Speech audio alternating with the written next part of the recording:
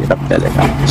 So, that's one. And second, baka magulat kayo, in-inform ko naman kayo, mag-file po kami ni Doc Lisa for Senator May 2025 para paggaling natin. Ang tapos ng treatment ko kasi November. So, by December, dapat nasa Pilipinas na ako.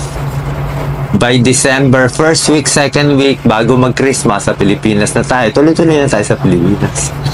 So, by that time, matagal pa naman yung campaign period. Matagal pa naman. Diba? So, by that time, hopefully, malakas na tayo at makakatulong na tayo sa tao. Diba?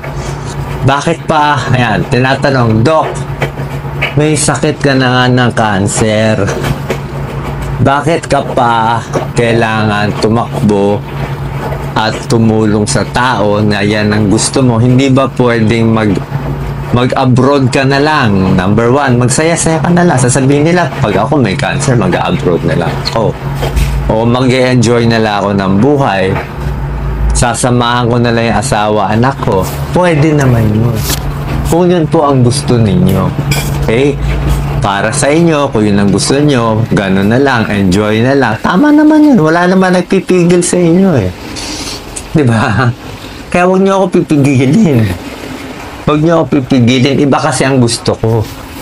Kung maiksi, mahaba, kung bibigyan ako ng Diyos ng 1 buwan, 1 taon, malay mo, 10 taon, malay mo, bigyan pa ako ni God ng 20 years.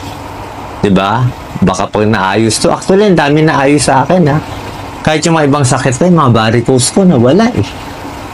Yung varicose ko, yung mga manas ko, lahat nawala eh. So, parang siya pala talagang gumugulo sa buong katawan ko. So wag niyo po akong pigilan kasi hindi naman para sa